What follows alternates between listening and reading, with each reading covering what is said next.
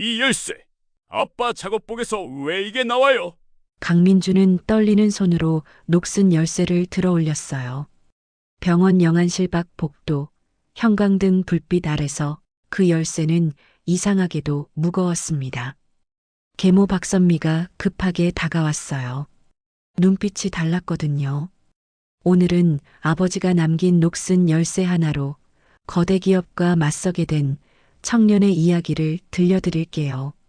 재미있게 들으셨다면 구독 눌러주세요.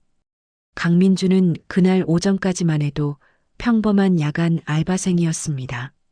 아니, 평범하지 않았죠. 반지하 월세방에서 혼자 라면 끓여 먹으며 사는 28, 아버지의 산재 사고 소식을 듣고 편의점 유니폼 입은 채로 달려온 아들이었으니까요. 민준아, 그거 내가 보관할게. 박선미가 손을 내밀었어요. 목소리가 평소보다 한 톤 높았습니다. 그런데 이상했죠. 아버지가 방금 돌아가셨는데 왜 열쇠 같은 걸 먼저 챙기려 할까요? 민주는 본능적으로 주먹을 쥐었어요. 이게 뭔데요? 아빠가 왜 이런 걸? 그냥 공장 락커 열쇠일 거야. 나중에 처리하면 돼. 박선미의 대답이 너무 빨랐습니다. 준비라도 한 것처럼요. 민주는 열쇠를 주머니에 넣었어요. 계모의 얼굴이 굳어지는 게 보였거든요. 미세하게, 하지만 분명히 영안실로 들어갔습니다. 하얀 천으로 덮인 아버지의 모습이 보였어요. 차갑게 식어가는 손을 잡았을 때 민주는 눈물이 나지 않았어요. 아니, 나올 수가 없었습니다. 뭔가 이상했거든요. 산재 사고라고 했죠? 어떻게 된 거예요? 담당 형사가 한숨을 쉬었습니다. 작업 중 기계에 끼인 것 같습니다.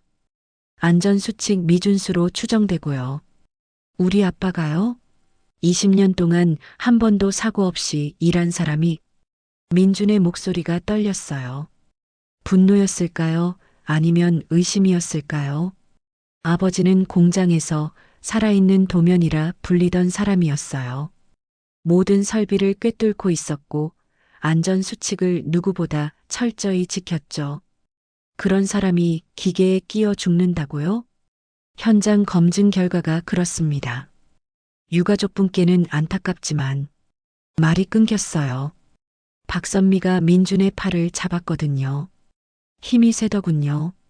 생각보다 훨씬. 됐어요, 형사님. 우리 남편이 실수한 거죠, 뭐. 민준아, 나가자. 그날 밤 반지하 방으로 돌아온 민주는 열쇠를 책상 위에 올려놨어요. 작은 형광등 아래서 열쇠를 자세히 들여다봤습니다. 녹이 가득했지만 뭔가 이상했어요. 열쇠 손잡이 부분에 작은 글씨가 새겨져 있었거든요. 샵 23, 폐공장.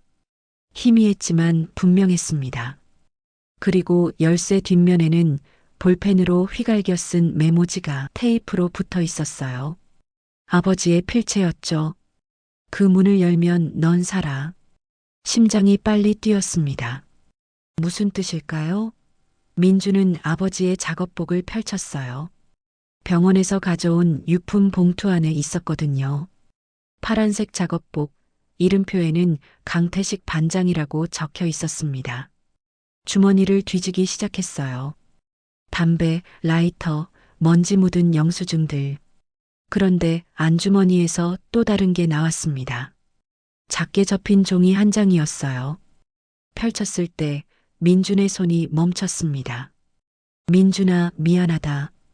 아빠는 내가 21살 때부터 준비했어. 만약 내가 죽으면 열쇠를 찾아라. 선미는 절대 믿지 마. 그녀는 글씨가 거기서 끊겼어요. 급하게 쓴 흔적이 역력했죠. 종이 가장자리가 찢어져 있었습니다. 누군가 나머지를 떼어간 걸까요? 새벽 2시, 민주는 잠을 잘 수 없었어요. 머릿속이 복잡했거든요. 아버지가 죽기 7년 전부터 뭔가를 준비했다고요? 계모를 믿지 말라고요? 그럼 재혼 자체가. 휴대폰이 울렸습니다. 모르는 번호였어요. 여보세요? 강민준 씨죠? 강태식 반장님 아드님?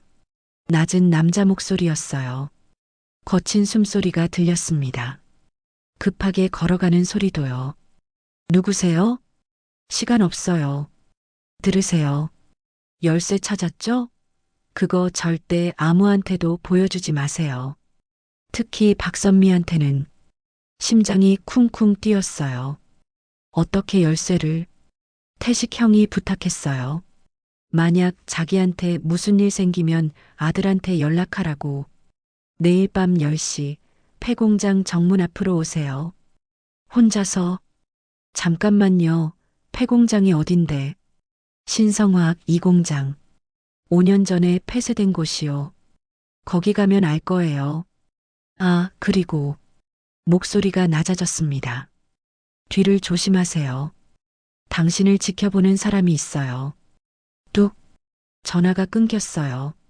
민주는 창밖을 봤습니다. 좁은 골목, 가로등 하나, 그리고 잠깐, 저건? 골목 입구에 검은색 세단 한 대가 서 있었어요. 엔진은 꺼져 있지만 운전석에 누군가 앉아 있었습니다. 담배 연기가 창문 틈으로 새어나왔죠. 민주는 커튼을 급히 쳤어요. 등에서 식은땀이 흘렀습니다. 누가 자기를 지켜보고 있다고요? 왜요? 열쇠를 다시 집어들었어요. 녹슨 쇠 냄새가 났습니다. 이게 뭐길래요? 아버지는 왜 이걸 숨겼을까요? 그리고 그 메모, 그 문을 열면 넌 살아라는 건 무슨 의미일까요? 새벽 공기가 차가웠어요. 민주는 이불을 덮었지만 잠이 오지 않았습니다. 머릿속에서 계속 맴돌았거든요. 아버지의 마지막 말이, 찢어진 메모지가, 계모의 이상한 반응이, 그리고 지금도 골목에 서 있을 그 차가. 뭔가 시작됐어요. 아주 오래전부터 준비된 무언가가. 민주는 몰랐습니다. 그 열쇠 하나가 거대 기업의 비밀을 열게 될 거라는 거요. 다음 날 아침 민주는 편의점 야간 알바를 마치고 집으로 돌아왔어요. 새벽 6시 골목은 조용했습니다. 어젯밤 그 검은 세단은 없었어요. 사라졌더군요. 언제 떠났는지도 모르게. 현관문을 열려는데 이상했어요. 문고리가 살짝 돌아갔거든요. 잠갔었는데요. 분명히 잠갔었어요. 민주는 조심스럽게 문을 밀었습니다. 방 안은 그대로였어요. 책상, 침대, 옷장 다 제자리에 있었습니다. 그런데 뭔가 달랐어요. 느낌이요. 누군가 다녀간 것 같은 기분이 들었거든요. 책상 위를 봤습니다. 열쇠는 그대로 있었어요. 하지만 위치가 달랐죠. 분명히 책 위에 올려뒀었는데 지금은 책 옆에 있었습니다. 민주는 서랍을 열어봤어요. 아버지 유품 봉투가 뒤져져 있었습니다. 누군가 들어왔던 거예요. 뭘 찾으러요? 열쇠는 안 가져갔는데 왜 유품만 뒤진 걸까요? 작업복도 펼쳐져 있었고요. 주머니들이 다 뒤집혀 있었어요. 민주는 급히 아버지의 메모지를 확인했습니다. 다행히 그대로 있었어요. 하지만 종이가 살짝 구겨진 흔적이 있었죠. 누군가 읽었다는 뜻이었습니다. 젠장. 휴대폰이 울렸어요. 계모였습니다.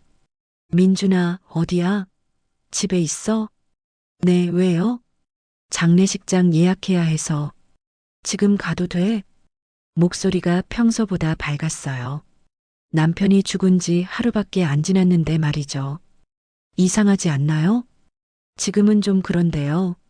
그래. 그럼 오후에 볼까? 아, 참. 내 아빠 회사에서 연락 왔어. 유품 정리하러 오래. 작업복이랑 락커 정리해야 한대. 락커. 민준의 손이 멈췄습니다. 열쇠에 적힌 샵 23. 그게 혹시 락커 번호일까요? 락커요? 아빠가 공장에 락커가 있었어요? 응, 당연하지. 20년 일했는데. 근데 회사에서 빨리 비워달래. 내가 갈까? 내가 갈래? 너무 자연스러웠어요. 하지만 민주는 알았습니다. 계모가 그 락커에 뭔가 있다는 걸 안다는 거요. 그래서 먼저 가려는 거였죠.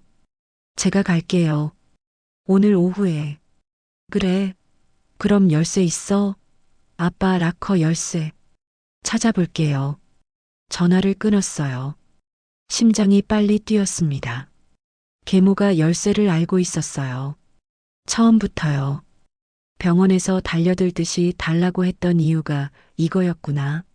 민주는 옷을 갈아입었어요. 신성화학 공장에 가봐야 했거든요. 그런데 나가려는데 현관 앞에 뭔가 놓여 있었습니다. 하얀 봉투 하나. 누가 놓고 간 걸까요? 이름도 없고 우표도 없었어요. 그냥 문 앞에 놓여 있었습니다. 민주는 봉투를 집어들었어요. 가벼웠지만 뭔가 들어 있었죠. 뜯어봤습니다. 사진 한 장이 나왔어요. 흑백 사진이었습니다. 20년쯤 된 것 같았어요. 두 명의 남자가 공장 앞에서 웃고 있었죠. 한 명은 아버지였어요. 젊은 모습이었지만 분명했습니다. 그리고 옆에 선 남자는 누구죠? 사진 뒷면에 글씨가 적혀 있었어요. 1999년 태식과 준혁 신성화학 입사 첫날. 준혁? 민주는 그 이름을 몰랐어요. 아버지한테 그런 친구 이야기를 들어본 적이 없었거든요. 사진 속 남자는 깔끔한 인상이었습니다. 공장 근로자치곤 손이 너무 깨끗해 보였어요. 왜 누군가 이 사진을 갖다 놓은 걸까요? 지금 이 타이밍에요? 민주는 사진을 주머니에 넣고 밖으로 나왔습니다. 버스를 타고 신성화학 공장으로 향했어요. 40분쯤 걸렸죠. 공장 지역은 서울 외곽이었습니다. 오래된 건물들이 늘어서 있었어요. 정문 경비실에서 민주는 신분증을 보여줬어요. 강태식 반장님 아들입니다. 유품 정리하러 왔어요. 경비원이 고개를 들었습니다. 50대쯤 돼 보이는 남자였어요. 얼굴에 놀라움이 스쳤죠. 강 반장님 아드님? 어떻게 여기를? 회사에서 연락 왔다고 들었는데요. 경비원의 표정이 굳어졌어요. 회사에서요? 이상한데. 우리는 연락받은 게 없는데요. 심장이 철렁했습니다. 회사에서 연락 왔다는 건 계모의 거짓말이었던 거예요? 왜요? 왜 거짓말을 했을까요? 아, 그럼 제가 잘못 알았나 보네요. 그냥 아버지 락커 좀 보고 가려고요. 락커는? 경비원이 망설였어요. 뭔가 말하고 싶은 듯 했지만 입을 다물었습니다. 그러다가 작게 말했어요. 김 주사님 찾아가 보세요. 관리동 1층. 태식 형님이랑 절친이셨어요. 김 주사. 어젯밤 전화한 사람일까요? 민호는 고개를 숙이고 공장 안으로 들어갔어요. 낡은 건물들이 즐비했습니다. 쇳가루 냄새가 났어요. 기계 돌아가는 소리도 들렸죠. 관리동을 찾았습니다. 1층 복도는 조용했어요. 문패를 하나씩 확인하며 걸었죠. 그때 한 방에서 목소리가 들렸습니다. 그래서 열쇠는 어디 있대? 모른대요. 아들한테도 없다고. 이 시간에 누가 봐. 빨리 처리해야 한다니까. 회장님이 얼마나 급해 하시는데. 민주는 숨을 죽였어요. 문틈으로 안을 들여다봤습니다. 두 명의 남자가 서 있었어요. 양복 입은 사람들이었죠. 회사 직원들 같았습니다. 박선미 씨가 집을 뒤졌는데도 없었대요. 그럼 아들이 갖고 있는 게 확실한데. 아들을 직접 만나야겠어. 협박이든 회유든. 심장이 쿵쿵 뛰었어요. 민주는 뒤로 물러섰습니다. 발소리가 나지 않게 조심하면서요. 복도 끝까지 왔을 때 누군가 민준의 어깨를 잡았어요. 여긴 왜 왔어요? 돌아보니 50대 후반의 남자가 서 있었습니다. 작업복 차림이었어요. 이름표에는 김주사 시설관리라고 적혀 있었죠. 어젯밤 전화 목소리였어요. 저기, 조용히 해요. 따라와요. 김 주사는 민준을 이끌고 건물 뒤편으로 갔어요. 담배 피우는 곳이었습니다. 아무도 없었죠. 열쇠 갖고 있죠? 민준은 대답하지 않았어요.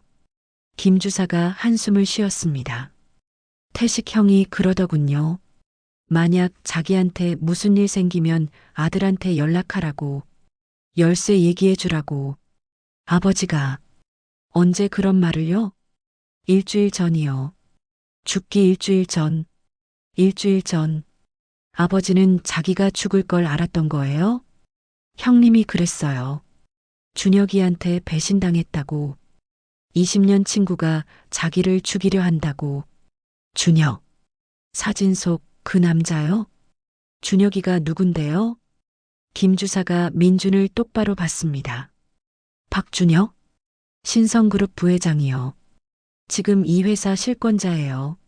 세상이 흔들렸어요. 재벌 부회장이 아버지랑 친구였다고요? 그리고 아버지를 죽이려 했다고요? 말도 안 돼요. 아빠가 재벌이랑 친구였을 리가. 태식 형님은 몰랐어요. 준혁이가 재벌 아들인 줄.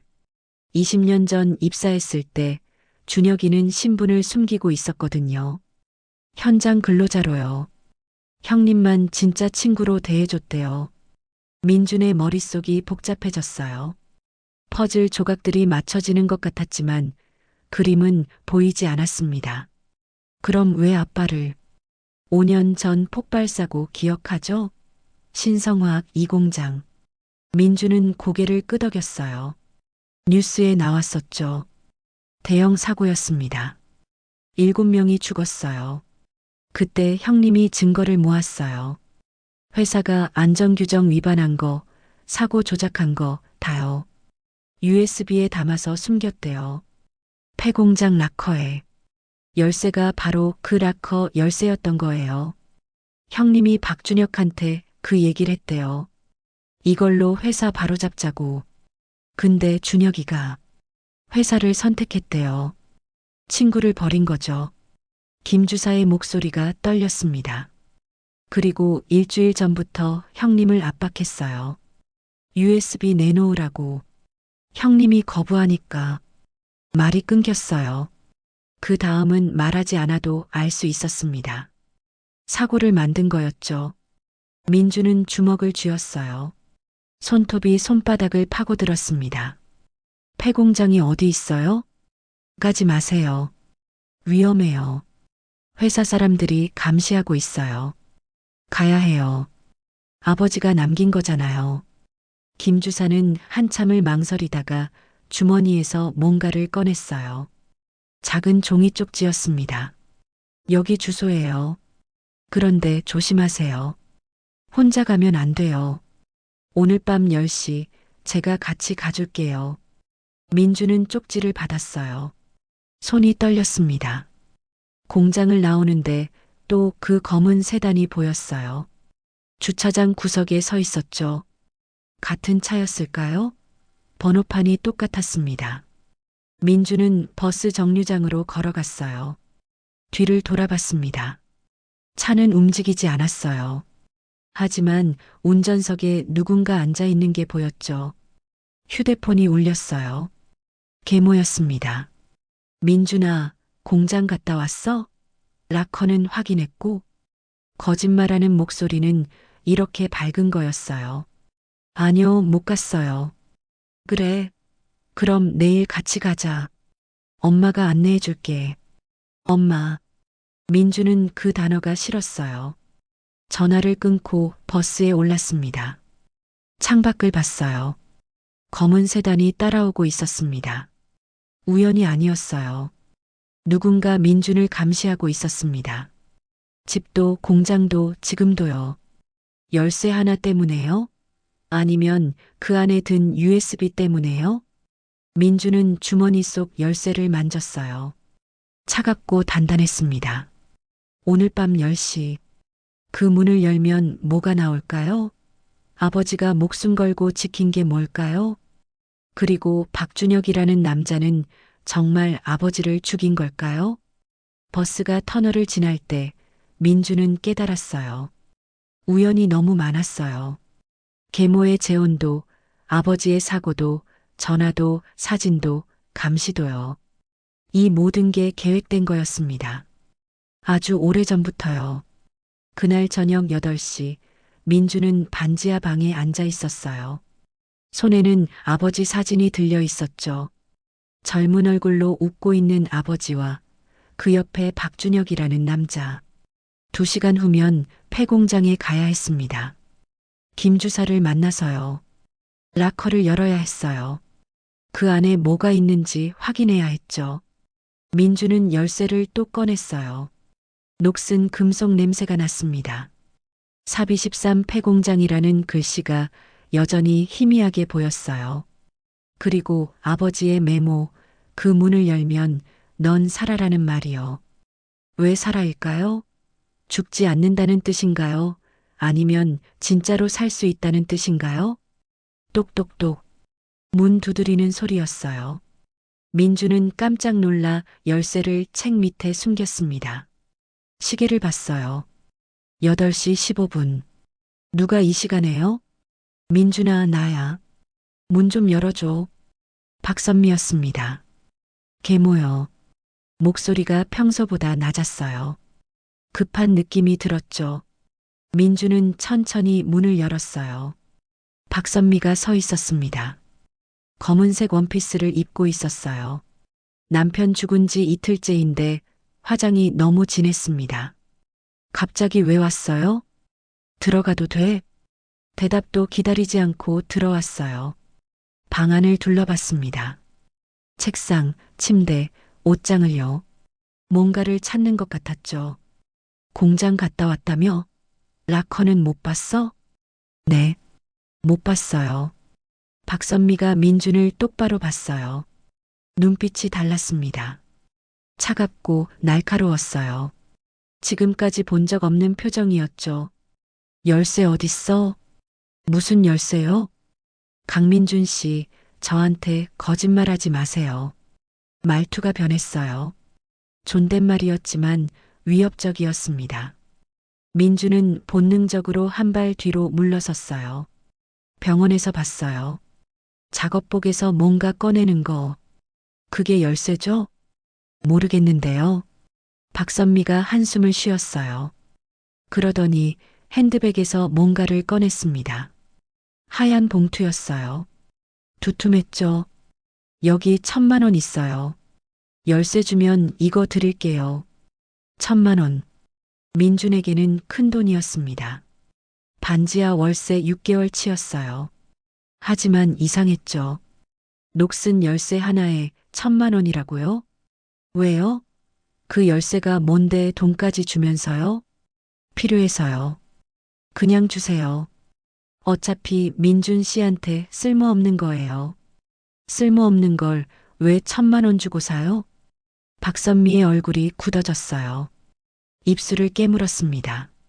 그러다가 봉투를 책상 위에 던졌어요. 쿵 소리가 났죠. 됐어요. 2,000만 원 드릴게요. 열쇠만 주세요. 2,000만 원. 민준의 심장이 빨리 뛰었어요. 그게 무서워서가 아니었습니다. 확신이 들어서였죠. 이 열쇠 진짜 뭔가 있다는 거였어요. 엄청난 게요. 싫어요. 뭐? 안 팔아요. 아빠가 남긴 건데 왜 계모한테 팔아야 돼요? 박선미의 얼굴이 일그러졌어요. 가면이 벗겨지는 것 같았습니다. 그동안 보여줬던 상냥한 표정은 완전히 사라졌죠. 강민준 씨 후회할 거예요. 뭐가요? 이 열쇠 때문에 얼마나 많은 사람이 죽었는지 알아요? 5년 전 폭발사고 희생자 7명, 그리고 어제 당신 아버지까지. 숨이 멎었어요. 희생자 7명이라고요? 그럼 아버지 사고는 정말로 아빠를 누가 죽인 거예요? 박선미가 웃었어요. 차갑게요. 궁금해요? 그럼 열쇠 주세요. 알려줄게요. 거짓말이잖아요. 어차피 안 알려줄 거면서. 아니에요. 진짜예요. 박준혁 부회장이 지시했어요. 당신 아버지 제거하라고. 세상이 멈춘 것 같았어요. 김 주사가 했던 말이 사실이었던 거예요. 재벌 부회장이 아버지를 죽였다고요. 20년 친구를요.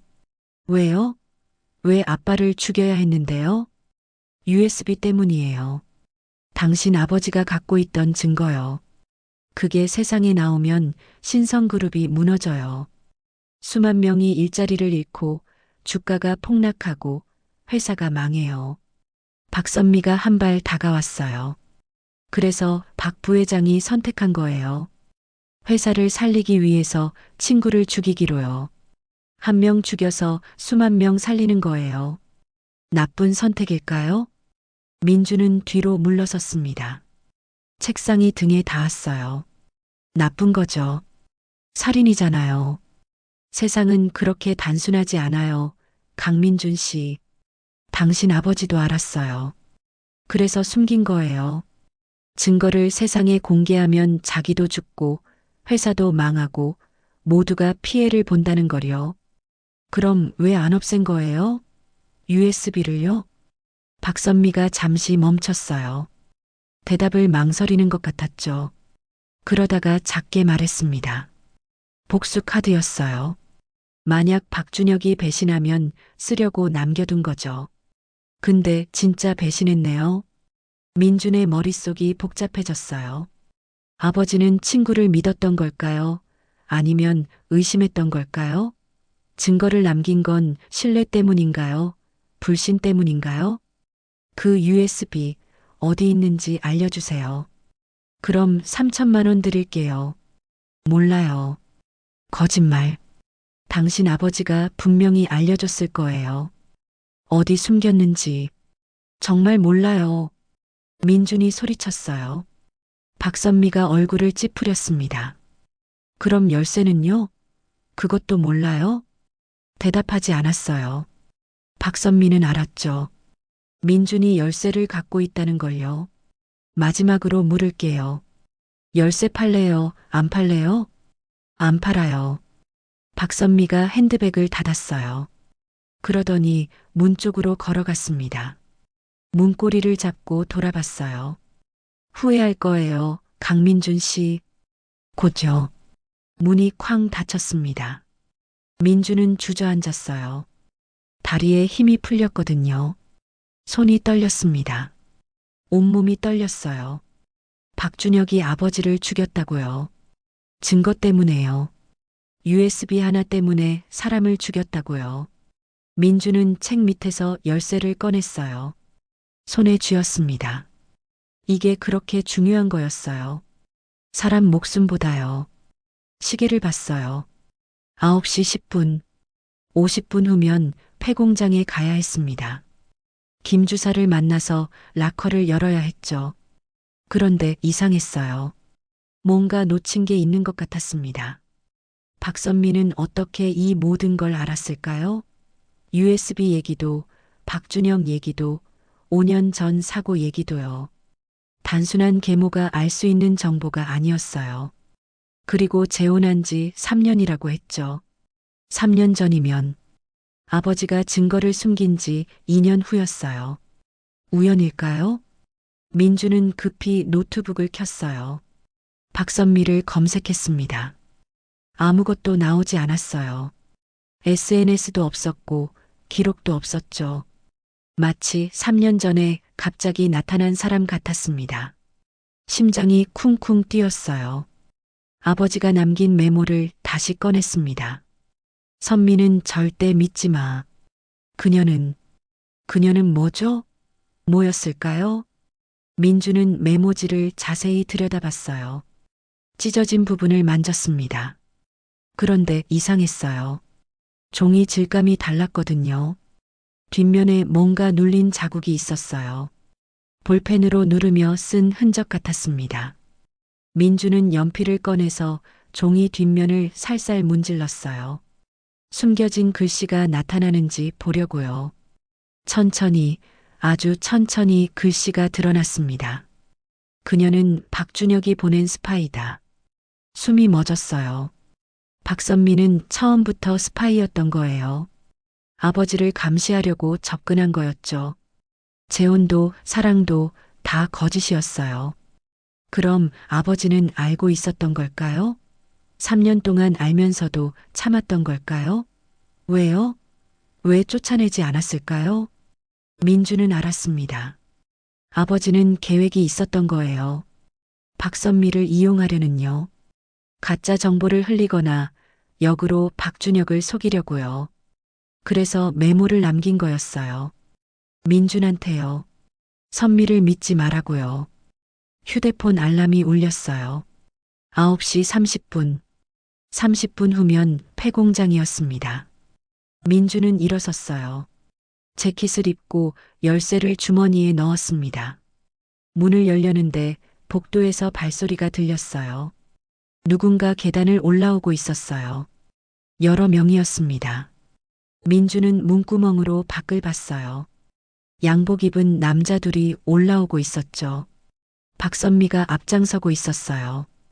여기에요. 2층 끝방. 박선미의 목소리였습니다.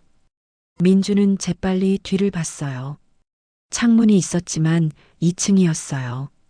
뛰어내리기엔 높았죠. 발소리가 가까워졌어요.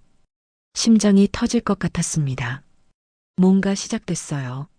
진짜로요. 똑똑똑. 문 두드리는 소리가 들렸어요. 민주는 숨을 죽였습니다. 창문으로 다가갔어요. 밖을 내려다봤죠.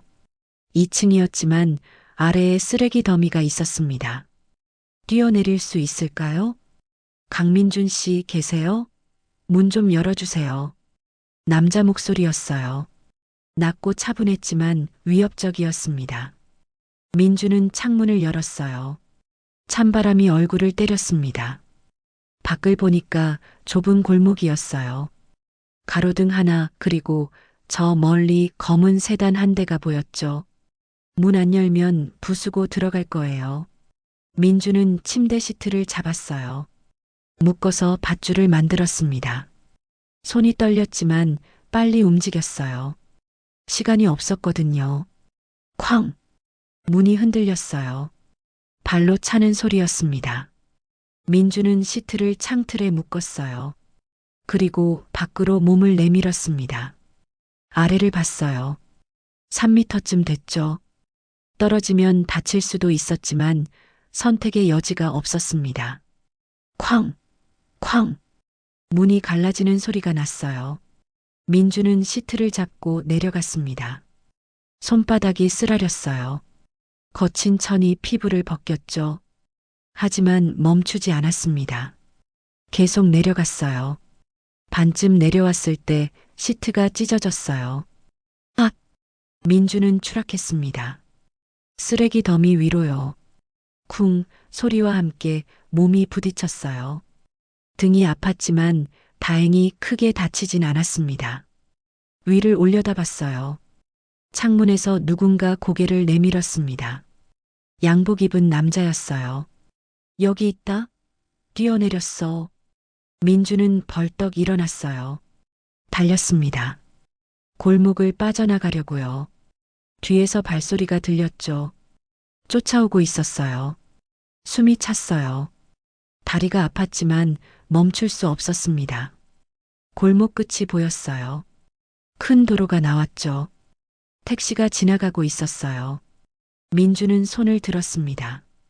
택시, 다행히 섰어요. 민주는 뒷문을 열고 뛰어들었습니다. 어디 가세요? 일단 가주세요. 빨리요. 기사가 이상한 표정을 지었지만 출발했어요. 백미러로 뒤를 봤습니다. 양복 입은 남자들이 골목에서 뛰어나왔어요. 손을 흔들며 소리쳤지만 택시는 이미 멀어지고 있었죠. 민주는 뒷좌석에 쓰러졌어요. 가슴이 터질 것 같았습니다. 손을 봤어요. 시트에 쓸려서 피가 났더군요. 하지만 열쇠는 무사했습니다. 주머니 안에 그대로 있었어요. 손님 괜찮으세요? 무슨 일 있으세요? 아니에요. 괜찮아요. 시계를 봤어요. 9시 45분. 15분 후면 폐공장이었습니다. 김 주사와의 약속 시간이었죠. 아저씨, 여기로 가주세요. 민주는 주소를 불렀어요. 김 주사가 준 쪽지에 적힌 주소였습니다. 신성화학 2공장, 폐공장이었죠. 택시가 도시 외곽으로 향했어요. 점점 건물이 줄어들었습니다. 가로등도 드물어졌어요. 20분쯤 달렸을 때 거대한 철문이 보였습니다. 여기에요. 택시가 멈췄어요. 민주는 요금을 내고 내렸습니다. 차가 떠난 후 주변은 조용했어요. 너무 조용했습니다. 폐공장은 컸어요. 녹슨 철문, 깨진 유리창, 무너진 담장. 5년 전 폭발사고 흔적이 여기저기 보였죠. 검게 그을린 벽, 뒤틀린 철근, 무너진 지붕이요. 민주는 철문 앞에 섰어요. 자물쇠가 채워져 있었지만 끊어져 있었습니다. 누군가 이미 다녀간 흔적이었죠. 문을 밀었어요. 삐걱 소리를 내며 열렸습니다. 안은 어두웠어요. 달빛만이 희미하게 들어왔습니다. 민주는 핸드폰 손전등을 켰어요. 빛이 공장 내부를 비췄죠. 넓은 공간이었어요. 기계들이 녹슬어 있었고 바닥엔 잡초가 자라고 있었습니다. 쇳가루 냄새와 곰팡이 냄새가 섞여 있었어요. 김 주사님? 민준이 불렀습니다. 메아리만 돌아왔어요. 이상했어요. 10시라고 했는데 아무도 없었습니다. 민주는 안쪽으로 들어갔어요. 복도가 나왔죠. 양쪽으로 방들이 있었습니다. 그때 불빛이 보였어요. 저 끝에서요. 누군가 있었습니다. 김 주사님? 가까이 가자 모습이 보였어요. 김 주사였습니다. 하지만 이상했죠. 바닥에 주저앉아 있었거든요. 김 주사님, 민준이 달려갔어요. 가까이 가서야 알았습니다. 김 주사가 다친 거리요. 이마에서 피가 흘렀어요. 얼굴이 창백했습니다. 누가 그랬어요? 김 주사가 민준을 봤어요. 눈빛이 흔들렸습니다. 두려움이었을까요? 아니면 다른 감정이었을까요? 늦었어요. 뭐가요? 락커요. 누가? 먼저 왔어요. 심장이 철렁했어요. 민주는 주변을 둘러봤습니다. 복도 끝에 문이 보였어요. 락커룸이라는 표지판이 있었죠. 달려갔어요. 문을 열었습니다. 락커룸은 엉망이었어요.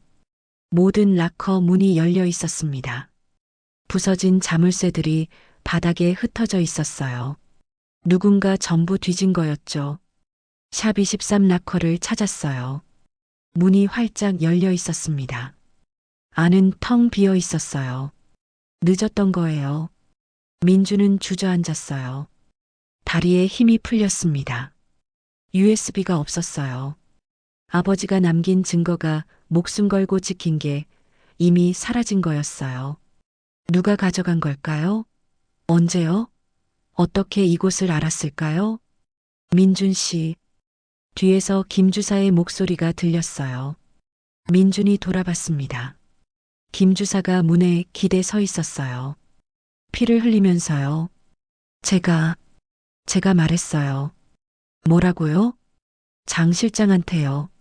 신성그룹 비서실장이요. 그 사람이 협박했어요. 가족을 해치겠다고. 민주는 일어섰어요.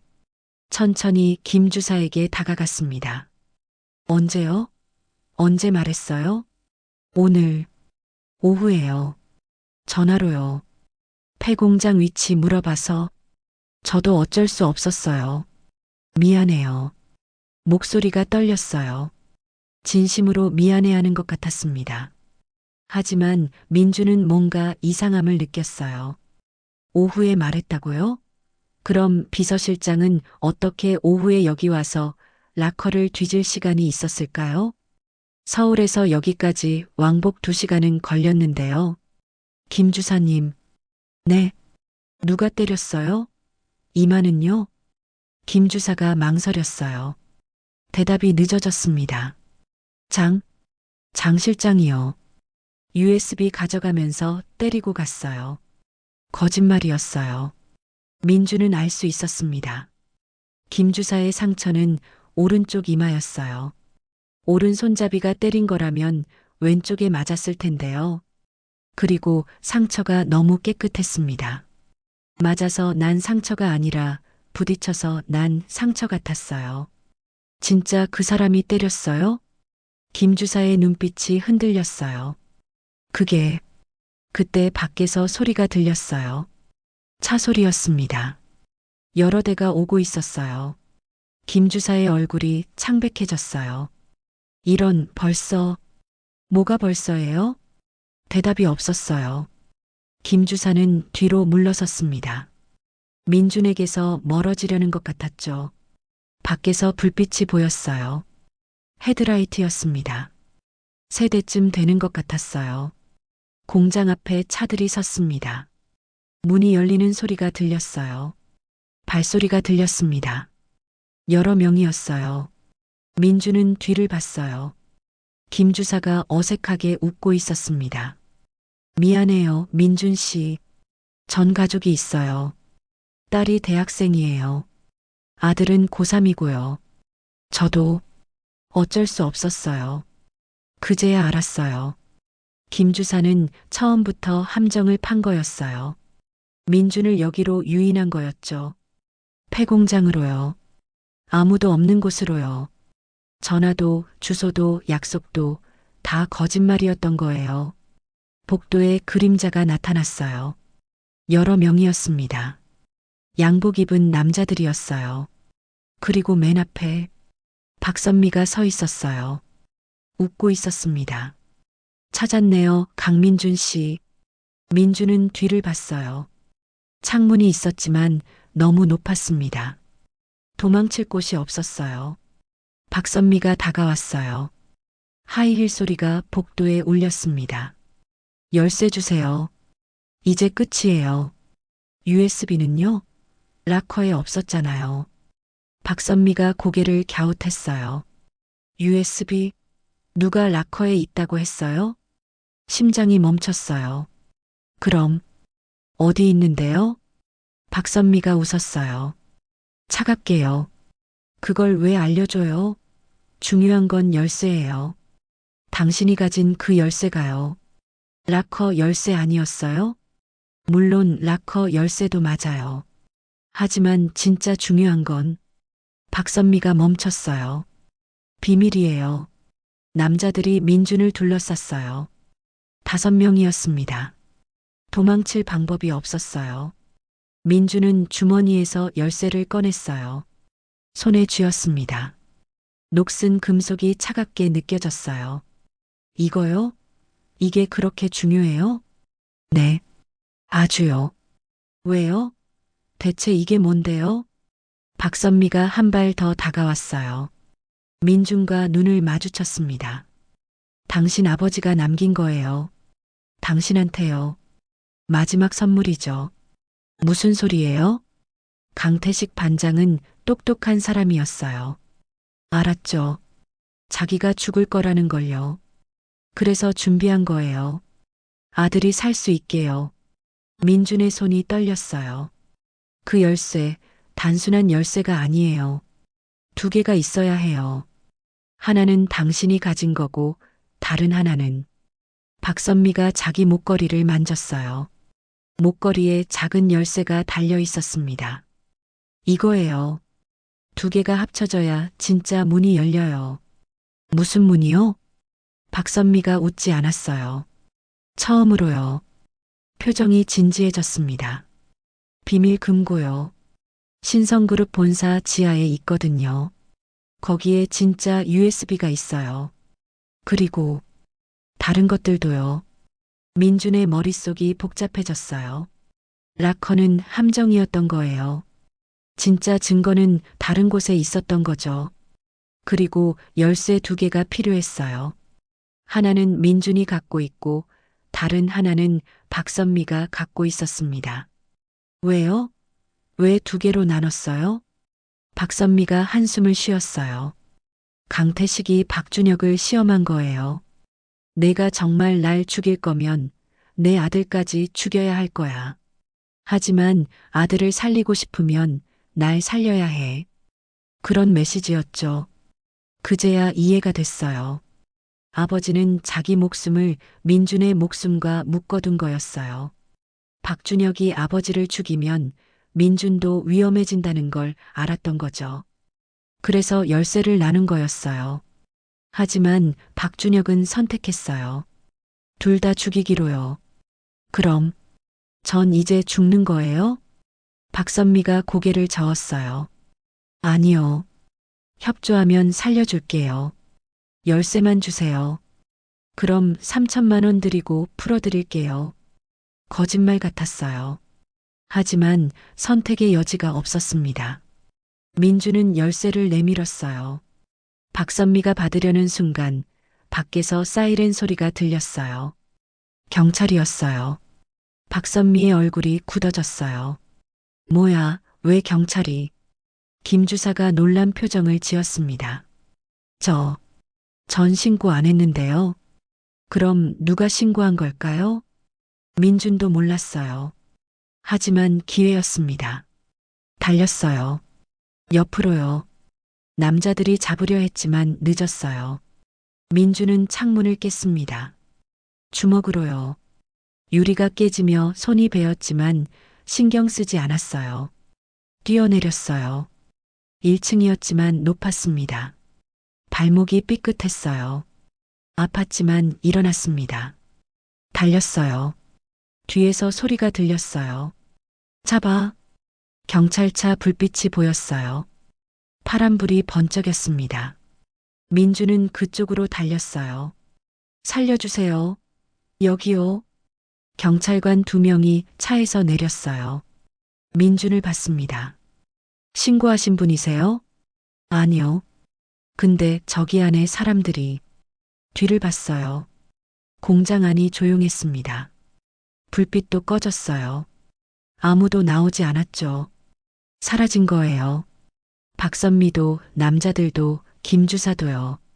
마치 처음부터 없었던 것처럼요. 경찰관이 물었어요. 무슨 일이에요? 다친 것 같은데. 민주는 손을 봤어요. 피가 흐르고 있었습니다. 그리고 손에 열쇠가 없었어요. 떨어뜨린 거였어요. 어디선가요? 민주는 주저앉았어요. 모든 게 사라졌습니다. 열쇠도 증거도 희망도요. 3일이 지났습니다. 민주는 병원 침대에 누워 있었어요. 왼손에 깁스가 있었고 발목에는 붕대가 감겨 있었죠. 폐공장에서 뛰어내릴 때 다친 거였습니다. 골절은 아니었지만 인대가 늘어났대요. 경찰 조사는 끝났어요. 아니, 끝났다기보다는 흐지부지 됐죠. 민준이 말한 내용, 박선미, 양복 입은 남자들, 김주사, 아무것도 확인되지 않았거든요. 폐공장 CCTV는 고장 나 있었어요. 5년 전부터요. 현장에서 지문도 안 나왔습니다. 깨끗하게 정리된 거였죠. 민준의 지문과 피만 있었어요. 담당 형사가 물었었죠. 혹시 환각이나 망상 증세 있으세요? 아버지 돌아가신 충격으로요. 민준은 대답하지 않았어요. 뭐라고 해야 할까요? 다 진짜였다고요? 하지만 증거가 없었습니다. 더 이상한 건 김주사였어요. 신성화하게 전화해 봤거든요. 김주사라는 사람은 없대요. 시설관리팀에도 어디에도요. 그런 사람 일한 적 없다고 했습니다. 그럼 전 누구랑 얘기한 거예요? 답이 없었어요. 병실 창밖을 봤어요. 서울 하늘은 회색이었습니다. 비가 올 것 같았죠. 민주는 오른손을 들어봤어요. 손바닥에 흉터가 남아 있었습니다. 유리에 베인 자국이었죠. 진짜였어요. 꿈이 아니었어요. 그런데 이상했습니다. 열쇠를 잃어버렸는데 왜 아무도 찾으러 오지 않을까요? 박선미도 양복 입은 남자들도요. 민준을 찾아와서 협박하거나 회유해야 하는 거 아닐까요? 병원에 입원한 지 3일째인데 아무 연락이 없었어요. 마치 모든 게 끝난 것처럼요. 똑똑. 문 두드리는 소리가 들렸어요. 민주는 긴장했습니다. 문이 열렸어요. 젊은 여자가 들어왔어요. 26쯤 돼 보였습니다. 청바지에 가죽 재킷을 입고 있었어요. 손에는 노트북 가방이 들려 있었죠. 안녕하세요, 강민준 씨. 저는 이수진이라고 해요. 탐사보도 인턴 기자예요. 기자? 민주는 경계했어요. 무슨 일이세요? 이수진이 문을 닫았어요. 그러고는 주변을 살폈습니다. CCTV가 있는지 확인하는 것 같았어요. 그러더니 작게 말했습니다. 폐공장 사건 알아요. 당신이 거기서 뭘 찾으려 했는지도요. 심장이 빨리 뛰었어요. 어떻게? 경찰 무전 들었어요. 우연이요. 폐공장에서 부상자 발견이라고 하더군요. 궁금해서 현장에 갔죠. 그리고 조사했어요. 이수진이 가방에서 서류 뭉치를 꺼냈어요. 민준 앞에 놓았습니다. 강태식 반장님, 당신 아버지. 산재 사고로 사망. 그런데 이상한 점이 있어요. 뭐가요? 사고 보고서요. 너무 깔끔해요. 마치 미리 준비한 것처럼요. 이수진이 서류를 펼쳤어요. 사고 경위서였습니다. 민주는 처음 보는 거였어요. 보세요. 사고 시각 오후 2시 17분. 발견 시각 2시 19분. 2분밖에 안 걸렸어요. 공장이 넓은데 어떻게 2분 만에 발견하죠? 민준도 이상하다고 생각했어요. 그리고 이거요. 이수진이 다른 서류를 꺼냈습니다. CCTV 녹화 기록이에요. 사고 당일 오후 1시부터 3시까지 공장 메인 카메라 5대가 전부 꺼져 있었어요. 왜일까요? 정전? 아니요. 다른 카메라들은 멀쩡했어요. 딱 5대만요. 사고 현장 주변 카메라만 골라서요. 이수진의 눈빛이 날카로웠어요. 이건 우연이 아니에요. 계획된 거예요. 민주는 서류를 다시 봤습니다. 손이 떨렸어요. 아버지는 정말로 살해당한 거였어요. 사고가 아니라요. 왜 이걸 저한테 보여주는 거예요? 제 아버지도 같은 공장에서 다쳤거든요. 5년 전 폭발사고 때요. 지금도 병원에 누워 계세요. 식물인간 상태로요. 이수진의 목소리가 떨렸어요. 그때도 회사는 작업자 실수라고 했어요. 보상금 몇 푼 던져주고 입 막으려 했죠. 근데 전 믿지 않아요. 우리 아빠는 안전관리 책임자였어요. 실수할 사람이 아니에요. 민준과 이수진의 눈이 마주쳤어요. 같은 아픔을 가진 사람들이었죠. 도와주실래요? 신성그룹 고발하는 거요. 어떻게요? 증거도 없는데요. 있어요. 이수진이 노트북을 꺼냈어요. 당신 아버지가 모은 증거요. USB 말이에요. 민주는 놀라서 일어났어요. 어떻게 알아요? 5년 전부터 취재했어요. 폭발사고 진실을 밝히려고요. 그러다가 강태식 반장님이 증거를 모으고 있다는 걸 알았죠. 만나려고 했는데 이수진이 말을 멈췄어요. 너무 늦었어요. 민주는 앉았어요. 머릿속이 복잡했습니다. USB는 어디 있는지 알아요? 아니요. 하지만 단서는 있어요. 이수진이 노트북 화면을 돌렸어요. 사진이 보였습니다. 신성그룹 본사 건물이었어요. 본사 지하 3층에 비밀 금고가 있어요. 회장 직속으로 관리되는 곳이죠. 거기에 회사의 모든 비밀이 보관돼 있대요. 어떻게 알아요? 내부 제보자가 있어요. 익명으로요. 그 사람이 말했어요. 강태식 반장이 거기에 뭔가 숨겼을 거라고요. 민주는 열쇠를 떠올렸어요. 2개가 필요하다던 그 열쇠를요. 하나는 잃어버렸지만요. 들어갈 수 있어요? 그 금고에요? 열쇠가 있으면요. 2개가 필요하대요. 민주는 고개를 저었어요. 열쇠 잃어버렸어요. 폐공장에서요. 이수진이 이상한 표정을 지었어요. 진짜요? 네, 왜요? 확인해 봤어요?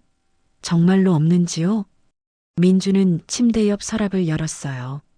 입원할 때 가져온 짐이 있었죠. 재킷, 지갑, 휴대폰, 그리고 열쇠. 심장이 멎었어요. 열쇠가 있었어요. 주머니에요. 민준의 재킷 주머니에요. 이게 왜 여기? 분명히 잃어버렸는데요. 폐공장에서 떨어뜨렸는데요. 어떻게 여기 있을까요? 이수진이 말했어요. 누군가 돌려준 거예요. 누가요? 경찰에 신고한 사람이요. 그 사람이 열쇠도 주머니에 넣어준 거예요. 민주는 열쇠를 들어 올렸어요. 손이 떨렸습니다. 녹슨 금속, 삽이 13이라는 글씨, 모든 게 그대로였어요. 왜요? 왜 돌려준 거죠? 모르겠어요. 하지만 확실한 건 당신 편인 사람이 있다는 거예요. 보이지 않는 곳에서 돕고 있는 사람이요. 민준의 머릿속에 한 사람이 떠올랐어요. 박준혁? 사진 속에서 아버지와 함께 웃고 있던 그 남자요. 혹시 그 사람이었을까요? 아버지를 죽이라고 지시했다면서도 마음 한구석에 죄책감이 남아서 열쇠는 돌려준 걸까요? 아니면 다른 누군가였을까요? 이수진 씨. 네. 박준혁이라는 사람 알아요? 이수진의 표정이 굳어졌어요. 신성그룹 부회장이요? 당연히 알죠. 그 사람. 어떤 사람이에요? 이수진은 한참을 생각하다가 말했어요. 복잡한 사람이요. 재벌 2세지만 현장 출신이에요. 20년 전 공장에서 일했대요. 신분 숨기고요. 왜요? 진짜 경영을 배우고 싶어서래요. 책상이 경영 말고 현장을 알고 싶었대요. 민주는 사진을 떠올렸어요. 젊은 박준혁의 얼굴을요. 그 사람이 아빠를 죽였을까요? 이수진이 망설였어요. 대답이 쉽지 않은 것 같았죠. 잘 모르겠어요. 박준혁 부회장은 이상한 사람이에요. 때로는 냉혹하게 구조 조정하고 때로는 직원들 복지에 신경 쓰고요. 모순적이에요. 양심이 있다는 거예요? 있을 수도 있죠. 하지만 회사를 더 사랑할 수도 있어요. 친구 한 명보다 수만 명 직원이 더 중요하다고 생각할 수도 있고요. 민주는 창밖을 봤어요. 비가 내리기 시작했습니다. 빗방울이 유리창을 타고 흘렀어요. 만나봐야 해요. 박준혁을요. 위험해요. 그 사람이 정말 가해자라면요. 그래도요. 직접 물어봐야 해요. 왜 아빠를 죽였는지 아니면 정말 안 죽였는지요. 이수진이 노트북을 닫았어요. 알았어요. 도와드릴게요. 박준혁 만날 수 있게요. 어떻게요? 다음 주 화요일 신성그룹 주주총회가 있어요. 기자들 많이 올 거예요. 저도 가고요. 당신도 같이 가요. 주주 자격으로요. 전 주주 아닌데요. 이수진이 미소 지었어요. 될 수 있어요. 주식 한 주만 사면 되니까요. 민주는 열쇠를 주머니에 넣었어요. 마음속에 결심이 섰습니다. 주주총회에 가야 했어요. 박준혁을 만나야 했고요. 진실을 들어야 했습니다. 그 사람 입에서 직접요. 그런데 이수진 씨. 네. 왜 저를 도와주는 거예요? 위험할 텐데요. 이수진이 창밖을 봤어요. 비가 점점 세게 내렸습니다. 아빠 때문이에요. 병원에 누워 계신 우리 아빠요. 5년 동안 한마디도 못하고 계세요. 그런데 가끔 눈물을 흘려요. 자면서요. 목소리가 떨렸어요. 전 알고 싶어요. 그날 공장에서 무슨 일이 있었는지요. 왜 우리 아빠가 그렇게 됐는지요. 그리고 책임자를 찾고 싶어요. 민주는 고개를 끄덕였어요. 같은 마음이었거든요. 이수진이 일어섰어요. 퇴원하면 연락 주세요. 준비할 게 많아요. 문이 닫혔어요. 민주는 혼자 남았습니다. 열쇠를 다시 꺼내봤어요. 손에 쥐었죠. 차갑고 무거웠습니다. 누군가 이걸 돌려줬어요. 왜죠? 민준이 진실을 찾길 바라서일까요? 아니면 다른 이유가 있을까요? 그리고 박선미는 왜 연락이 없을까요? 열쇠를 그렇게 원했으면서요. 뭔가 이상했어요. 마치 모든 게 계획된 것 같았습니다. 폐공장도 경찰도 열쇠를 돌려준 것도요. 누군가 민준을 움직이고 있는 것 같았어요. 보이지 않는 손으로요. 어디로 가라는 걸까요? 주주총회요? 박준혁한테로요? 아니면 함정으로요? 민준은 알 수 없었어요. 하지만 확실한 건 하나 있었습니다. 멈출 수 없다는 거요. 이미 너무 깊이 들어왔거든요. 일주일이 흘렀습니다. 민주는 신성그룹 본사 앞에 서 있었어요. 63층 유리 건물이었죠. 아침 햇살에 반짝였습니다. 거대하고 위압적이었어요. 마치 넌 여기 올 자격 없어라고 말하는 것 같았죠. 오늘은 주주총회 날이었어요. 오전 10시 1층 대강당에서 열린다고 했습니다. 민주는 양복을 입고 있었어요. 이수진이 빌려준 거였죠. 조금 컸지만 괜찮았습니다. 주머니 속 열쇠를 만졌어요. 여전히 거기 있었습니다. 차갑고 무거웠죠. 긴장됐어요? 옆에서 이수진이 물었어요. 그녀도 정장을 입고 있었습니다. 기자증을 목에 걸었죠. 네, 좀요. 괜찮아요. 저도 있잖아요. 둘이 함께 건물로 들어갔어요. 로비는 넓었습니다. 대리석 바닥이 반들반들했어요. 천장은 높았고 샹들리에가 화려하게 빛났죠. 사람들이 많았어요. 양복 입은 주주들, 기자들, 회사 직원들이요. 다들 강당으로 향하고 있었습니다. 민준도 따라갔어요. 입구에서 신분증을 보여줬습니다. 주식 보유 확인서도 냈고요. 이수진이 준비해 준 거였어요. 신성그룹 주식 한 주 5만 원어치였죠. 경비원이 고개를 끄덕였어요. 들어가세요. 강당은 거대했어요. 1000명은 앉을 수 있을 것 같았죠. 무대가 있었고 거대한 스크린이 걸려 있었습니다. 2026년 정기 주주총회라는 글자가 보였어요. 민주는 뒤쪽 자리에 앉았어요. 이수진은 기자석으로 갔고요. 눈이 마주쳤을 때 이수진이 고개를 끄덕였습니다.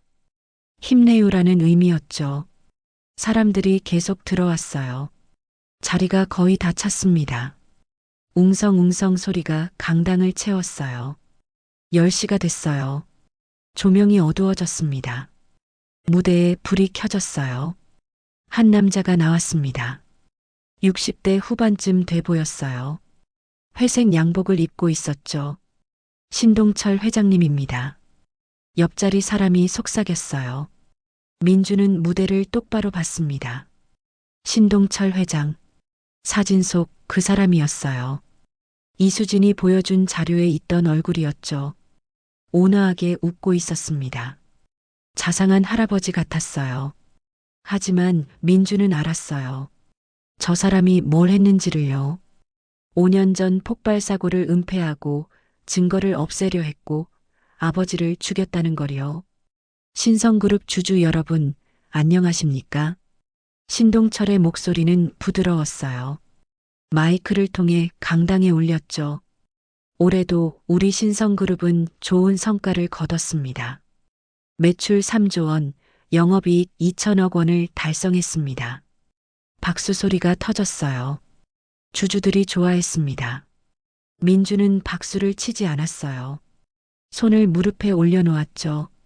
이 모든 게 여러분의 성원 덕분입니다. 감사합니다. 신동철이 고개를 숙였어요. 카메라 플래시가 터졌습니다. 그때 옆문이 열렸어요. 한 남자가 들어왔습니다. 50대 초반쯤 돼 보였어요. 키가 크고 어깨가 넓었죠. 검은색 양복을 입고 있었는데 핏이 완벽했어요. 걸음걸이가 자신감 있었습니다. 사람들이 웅성거렸어요. 박준혁 부회장이다. 민준의 심장이 빨리 뛰었어요. 박준혁? 사진 속에서 아버지와 함께 웃고 있던 그 사람이요. 20년 전 공장에서 일했다던 그 남자가요. 박준혁은 무대로 올라갔어요. 신동철 옆에 섰습니다. 두 사람이 악수했죠. 카메라가 또 터졌어요. 민주는 박준혁을 뚫어지게 봤어요. 어떤 사람일까요? 아버지를 죽인 살인자일까요? 아니면 어쩔 수 없었던 사람일까요? 박준혁이 마이크를 잡았어요. 주주 여러분, 반갑습니다. 저는 경영기획실을 맡고 있는 박준혁입니다. 목소리가 낮았어요. 하지만 힘이 있었죠. 강당 전체에 울렸습니다. 올해 우리 회사는 중요한 기로에 섰습니다. 환경 규제가 강화되고 안전 기준이 높아졌죠. 우리는 변화해야 합니다. 사람들이 조용해졌어요. 박준혁의 말을 경청했습니다. 과거의 잘못을 반복하지 않겠습니다. 5년 전 사고를 잊지 않겠습니다. 더 안전한 회사, 더 투명한 경영을 약속드립니다. 5년 전 사고. 민주는 귀를 기울였어요. 박준혁이 직접 언급하다니요. 희생자 유가족분들께 다시 한번 사과드립니다. 회사의 부주의로 소중한 분들을 잃게 해서 죄송합니다. 고개를 숙였어요. 진심으로 보였습니다. 하지만 민주는 알았죠. 저게 연기일 수도 있다는 걸요. 질의응답 시간이 됐어요. 주주들이 손을 들었습니다. 마이크가 돌아갔죠. 한 주주가 물었어요. 최근 산재 사고가 또 있었다고 들었는데요. 강태식 반장님 사고 말입니다. 회사 입장은 뭡니까? 민준의 등에서 식은땀이 흘렀어요. 박준혁이 대답했어요. 안타까운 사고였습니다. 고인의 명복을 빕니다. 유가족께 보상이 진행 중입니다. 사고 원인은 밝혀졌나요? 현재 조사 중입니다. 결과 나오는 대로 공개하겠습니다. 거짓말이었어요. 조사 같은 건 없었습니다. 이미 작업자 실수로 결론 난 거였죠. 민주는 참을 수 없었어요. 손을 들었습니다. 질문 있습니다. 사람들이 돌아봤어요. 민준을 봤죠. 젊은 남자가 뒤에서 손을 들고 있었습니다. 사회자가 말했어요. 네, 뒤에 계신 분. 마이크 드릴게요. 직원이 마이크를 가져왔어요. 민준이 받았습니다. 손이 떨렸지만 목소리는 떨리지 않았어요. 강태식 반장은 제 아버지입니다. 강당이 조용해졌어요. 술렁거림이 멈췄죠. 무대 위 박준혁이 민준을 봤어요. 눈이 마주쳤습니다. 표정이 미세하게 변했어요. 놀람이었을까요? 아니면 다른 감정이었을까요? 민준은 계속 말했어요. 제 아버지는 실수로 죽지 않았습니다. 누군가 죽인 거예요. 증거를 없애려고요. 웅성거림이 시작됐어요. 사람들이 수군거렸습니다. 사회자가 당황했어요. 이건 총회 안건이 아닌데요. 안건이에요. 회사의 범죄니까요. 민준이 일어섰어요. 주머니에서 뭔가를 꺼냈습니다. 서류였어요. 이수진이 준 사고 보고서였죠. CCTV 5대가 동시에 꺼졌어요. 사고 시간에요. 우연일까요? 아니죠. 계획이었어요. 박준혁이 마이크 없이 말했어요. 잠깐만요. 목소리가 낮았지만 강당 전체가 들을 수 있었습니다. 강민준 씨, 제가 따로 얘기할 수 있을까요? 민준은 놀랐어요. 박준혁이 자기 이름을 알고 있었어요. 여기서 하세요. 다들 들을 수 있게요. 박준혁이 잠시 망설였어요. 그러더니 신동철 회장을 봤습니다. 회장은 표정이 굳어 있었어요. 준혁, 저 사람 내보내. 신동철이 작게 말했지만 마이크에 잡혔어요. 강당에 울렸죠. 박준혁이 대답했어요. 아니요, 형님. 들어야 합니다. 형님? 민주는 그 단어에 집중했어요. 그럼 신동철이 박준혁의 형이라는 건가요? 아니, 재벌 집안에서는 사촌도 형이라고 부르죠. 박준혁이 민준을 봤어요. 강민준 씨, 당신 아버지는 제 친구였습니다. 20년 전부터요. 강당이 술렁였어요. 태식 형은 좋은 사람이었어요. 유일하게 저를 박준혁으로 봐줬죠. 재벌 아들이 아니라요. 민준의 가슴이 뭉클했어요. 하지만 형은 위험한 걸 갖고 있었어요. 회사를 무너뜨릴 수 있는 증거를요. 전 말렸습니다. 그거 공개하면 너도 죽어라고요. 그래서 아빠를 죽인 거예요? 박준혁이 고개를 저었어요. 아니요. 전 태식 형을 죽이지 않았어요. 거짓말. 거짓말 아닙니다. 전 형을 살리려고 했어요. 설득하려고 했죠. 그런데 말이 끊겼어요. 박준혁이 신동철을 봤습니다. 신동철 회장이 일어섰어요. 얼굴이 붉어졌습니다. 박준혁? 입 닥쳐. 아니요, 형님. 이젠 말해야 해요. 박준혁이 민준을 똑바로 봤어요. 강태식 반장을 죽이라고 지시한 건 회장님이에요. 제 형님이죠. 전 몰랐어요. 알았을 땐 이미 늦었고요. 강당이 폭발했어요. 사람들이 일어났습니다. 기자들이 카메라를 들었죠. 플래시가 터졌어요. 신동철이 소리쳤어요. 닥쳐. 당장 입 닥쳐. 내가 뭘 안다고. 다 알아요, 형님. 5년 전 사고도, 은폐 공작도, 강 반장 살해도요. 장 실장한테 시켰죠? 장 실장. 민주는 그 이름을 기억했어요. 박선미를 보낸 사람이라고 했죠. 신동철이 비틀거렸어요. 얼굴이 창백해졌습니다. 너, 배신자? 배신이 아니에요. 정의예요. 박준혁이 주머니에서 뭔가를 꺼냈어요. 작은 USB였습니다. 민준의 심장이 멎었어요. 이게 강태식 반장이 모은 증거예요. 5년 전 사고 진실, 회사 비리, 모든 게 들어있죠. 어떻게 그걸? 박준혁이 민준을 봤어요. 그리고 미소 지었습니다. 슬픈 미소였어요. 태식 형이 제게 줬어요. 죽기 전에요.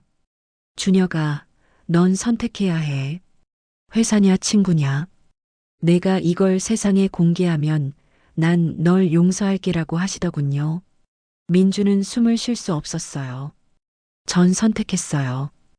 회사를요. 형을 버렸죠. 그게 제 최대 실수였어요. 박준혁의 목소리가 떨렸어요.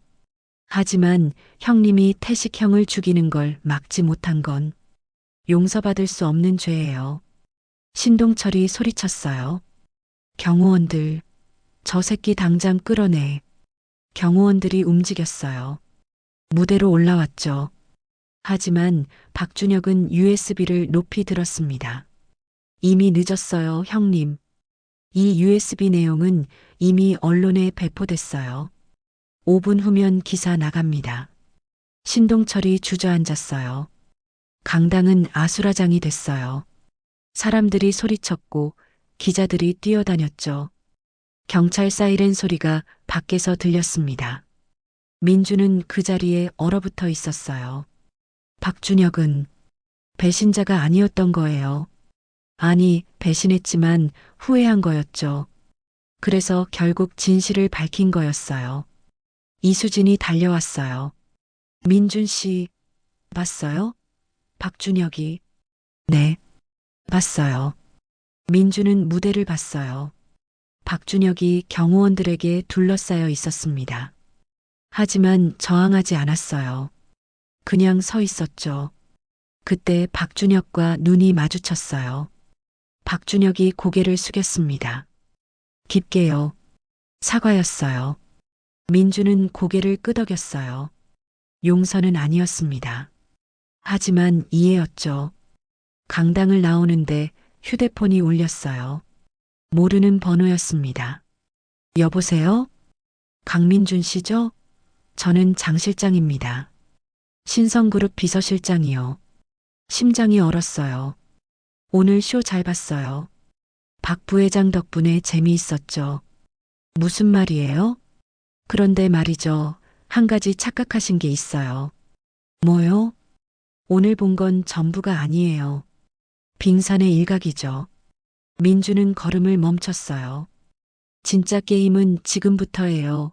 강민준 씨. 열쇠 잘 간직하세요. 곧 필요할 테니까요. 전화가 끊겼어요. 민주는 주머니 속 열쇠를 만졌어요. 뭔가 잘못됐어요. 주주총회 박준혁의 고백, USB 공개, 모든 게 너무 완벽했습니다. 너무 계획된 것 같았어요. 마치 누군가 각본을 쓴 것처럼요. 그날 밤 민주는 호텔 로비에 앉아 있었어요. 이수진이 예약해 준 곳이었죠. 집에 가면 위험해요. 회사 사람들이 찾아올 거예요 라고 했거든요. 뉴스가 터졌습니다. TV마다, 인터넷마다 신성그룹 이야기뿐이었어요. 신성그룹 회장, 산재 은폐 의혹, 박준혁 부회장, 주주총에서 폭로, 5년 전 폭발사고 진실 드러나나. 민주는 화면을 봤어요. 신동철 회장이 경찰에 연행되는 모습이 나왔습니다. 고개를 숙인 채 수갑을 차고 있었죠. 끝난 것 같았어요. 정의가 이긴 것 같았죠. 하지만 장 실장의 목소리가 계속 맴돌았습니다. 진짜 게임은 지금부터예요. 휴대폰이 울렸어요. 이수진이었습니다. 민준 씨, 호텔 로비로 내려올 수 있어요? 누가 찾아왔어요? 누구요? 박준혁 부회장이요. 심장이 쿵 떨어졌어요. 민주는 일어섰습니다. 엘리베이터를 탔어요. 1층으로 내려갔죠. 로비 한쪽에 박준혁이 서 있었어요. 정장 차림이었지만 넥타이는 풀어져 있었습니다. 피곤해 보였어요. 눈 밑에 다크서클이 있었죠. 민준이 다가갔어요. 이수진이 옆에 섰습니다. 박준혁이 먼저 말했어요. 앉을까요? 라운지로 갔어요. 조용한 구석 자리에 앉았습니다. 박준혁이 커피를 시켰어요. 민준과 이수진 것도요. 왜 오셨어요? 민준이 물었습니다. 목소리가 딱딱했어요. 사과하러 왔어요. 그리고 진실을 말하러요. 주주총회에서 다 말한 거 아니에요? 박준혁이 고개를 저었어요. 아니요. 그건 일부예요. 당신이 알아야 할 게 더 있어요. 커피가 나왔습니다. 박준혁은 마시지 않았어요. 그냥 손으로 잔을 감쌌죠. 강태식 형은 저한테 형님 같은 사람이었어요. 20년 전 아무것도 모르는 애송이었죠. 재벌 2세라는 꼬리표만 달고요. 박준혁의 눈빛이 흔들렸어요. 공장에 처음 갔을 때 다들 저를 피했어요. 재벌 도련님이 현장 체험 온다고 수군거렸죠. 근데 태식 형만 달랐어요. 박 씨, 이리 와봐. 이게 어떻게 돌아가는지 알려줄게 하면서요. 민주는 아무 말도 하지 않았어요. 그냥 들었습니다. 6개월 동안 형한테 배웠어요. 기계 다루는 법, 안전수칙, 그리고 사람 대하는 법을요. 형은 말했어요. 경영은 숫자가 아니야. 사람이야. 이 기계 돌리는 사람들, 가족 먹여 살리는 사람들을 잊으면 안 돼. 박준혁이 잠시 멈췄어요. 숨을 고르는 것 같았죠. 그 후 전 본사로 돌아갔어요. 하지만 형이랑 연락은 계속했죠. 가끔 만나서 술도 마시고요. 형은 제 유일한 친구였어요. 그런 친구를 배신한 거예요? 민준의 목소리가 차갑게 나왔어요. 박준혁이 고개를 끄덕였습니다. 네, 배신했어요. 5년 전 형이 제게 왔을 때요. USB 들고요. 준혁아, 이거 봐. 회사가 사람 죽였어. 안전규정 무시하고 증거 조작하고 우리가 바로 잡아야 해 하더군요. 그래서요? 전 거절했어요. 형, 이거 공개하면 회사 망해. 수만 명이 일자리 잃어. 형도 나도 감옥 가고라고요. 박준혁의 주먹이 떨렸어요. 형은 실망한 얼굴로 돌아갔어요. 그리고 일주일 후 사고 소식을 들었죠. 그게 사고가 아니란 걸 알았죠? 처음엔 몰랐어요. 진짜 사고인 줄 알았죠. 그런데 장례식장에서 장 실장을 만났어요. 그 사람이 웃고 있더군요. 부회장님, 걱정 끝났습니다. 증거 문제 해결됐어요 하면서요. 민준의 손이 떨렸어요. 잔을 꽉 쥐었습니다. 그제야 알았어요. 회장님이, 제 형님이 태식 형을 죽였다는 걸요.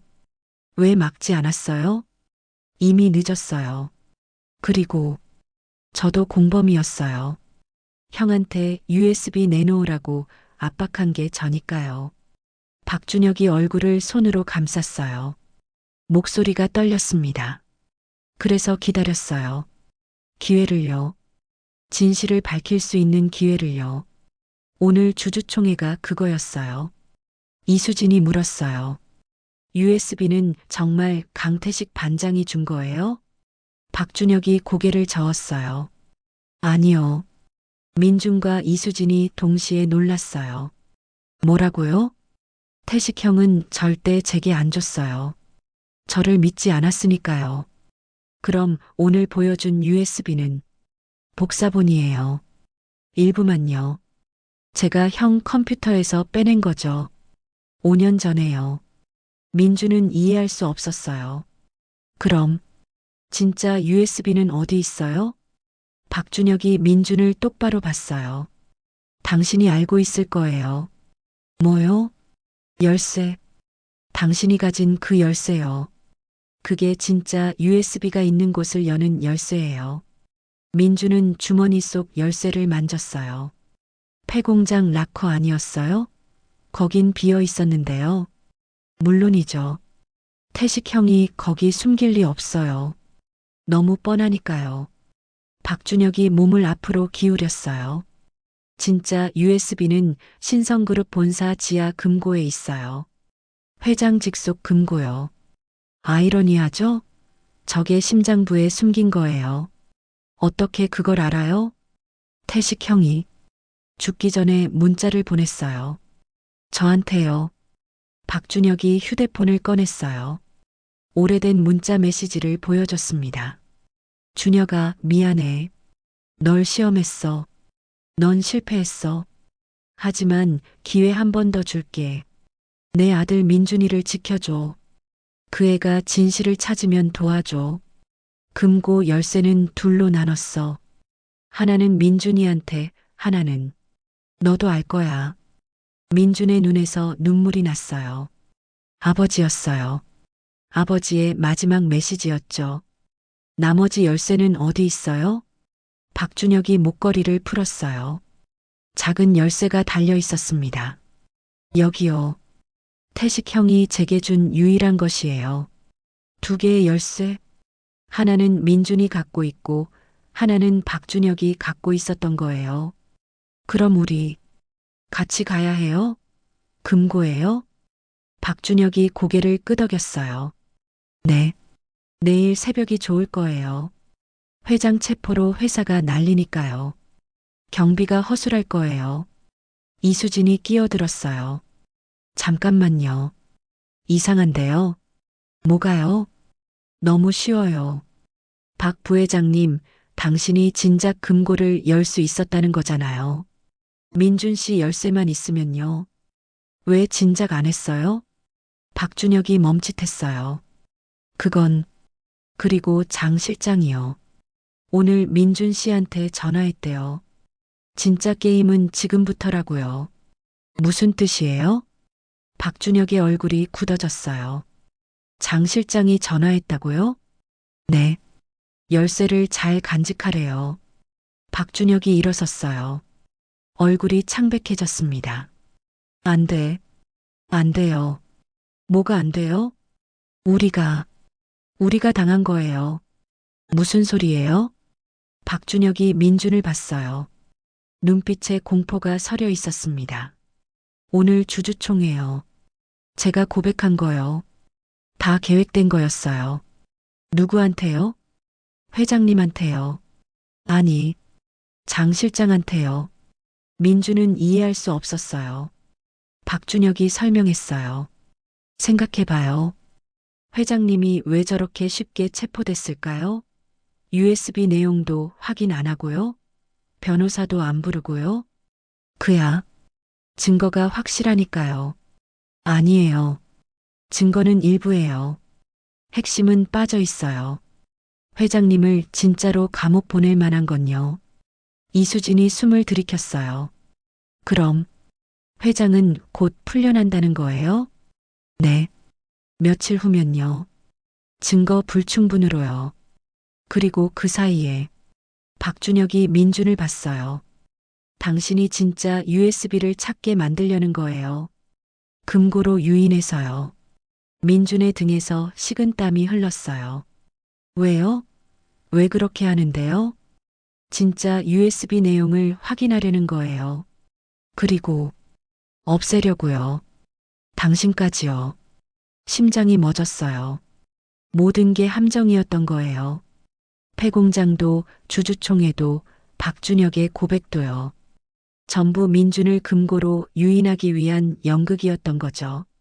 그럼 아버지는 민준의 목소리가 떨렸어요. 박준혁이 고개를 숙였어요.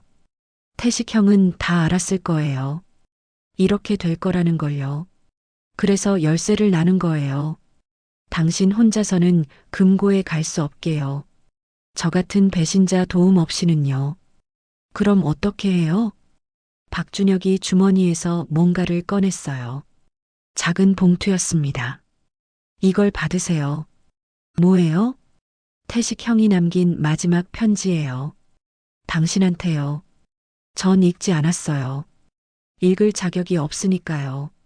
민주는 떨리는 손으로 봉투를 받았어요. 아버지 필체로 민준에게라고 적혀 있었습니다. 뜯어봤어요. 편지가 나왔습니다. 민준은 읽기 시작했어요. 민준아, 이 편지를 읽는다는 건 아빠가 죽었다는 뜻이겠지. 미안하다. 너한테 이런 짐을 남겨서. 하지만 아빠는 선택해야 했어. 침묵하고 살 것인가, 진실을 지키고 죽을 것인가. 아빠는 후자를 택했단다. 금고에 가지 마라. 거긴 함정이야. 진짜 비밀은 다른 곳에 있어. 열쇠를 봐라. 자세히. 삽 23은 락커 번호가 아니야. 그건 좌표야. 민주는 숨이 멎었어요. 좌표? 열쇠를 다시 꺼냈어요. 삽 23이라는 글씨를 자세히 봤습니다. 그런데 이상했어요. 글씨 아래에 아주 작은 글씨가 더 있었어요. 긁힌 자국처럼 희미했죠. 핸드폰 플래시로 비춰봤어요.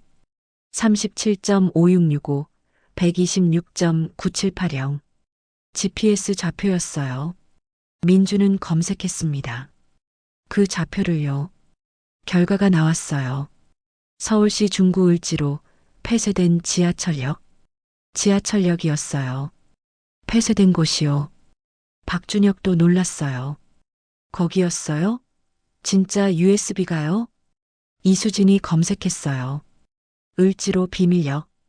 1970년대에 만들어졌다가 폐쇄된 곳이래요. 지금은 아무도 안 가요. 민주는 편지를 계속 읽었어요. 거기에 진짜가 있어. 하지만 조심해라. 박선미를 조심해. 그녀는 내가 생각하는 사람이 아니야. 그녀는 글씨가 거기서 끊겼어요. 민주는 고개를 들었어요. 박선미가 뭐예요?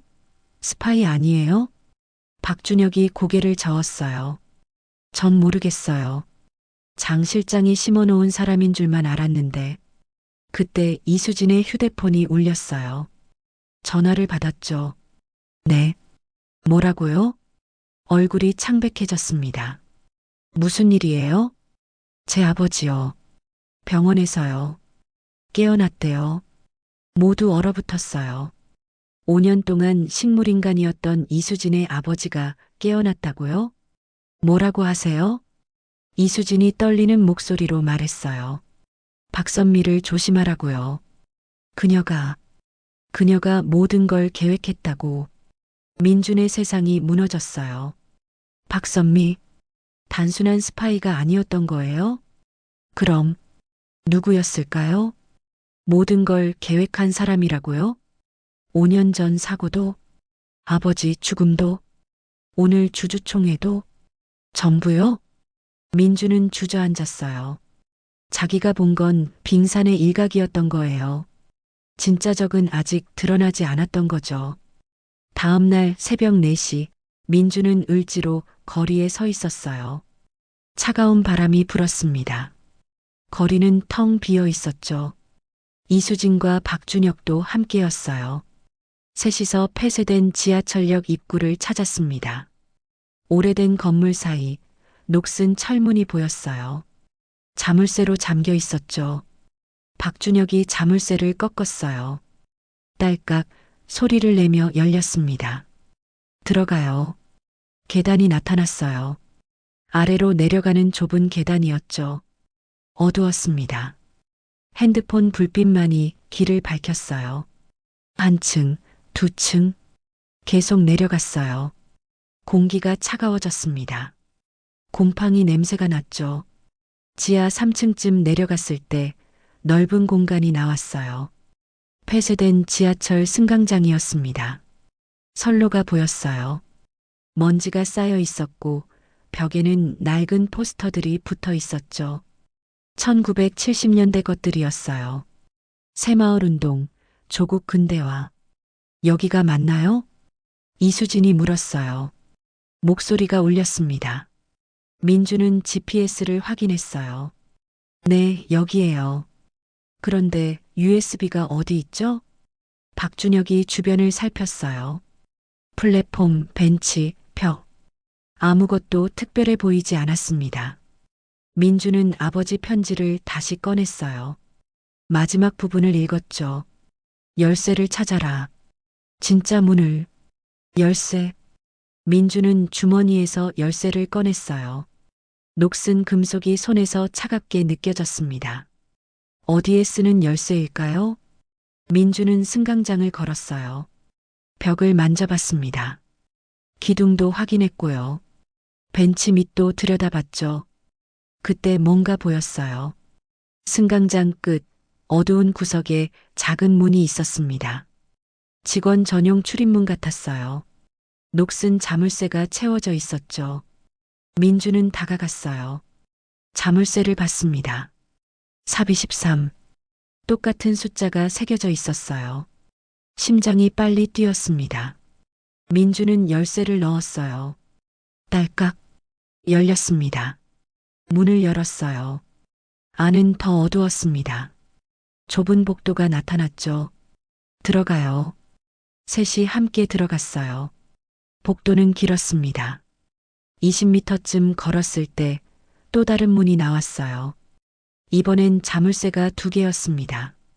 하나는 민준의 열쇠 모양이고 하나는 박준혁의 열쇠 모양이었죠. 같이 열어야 해요.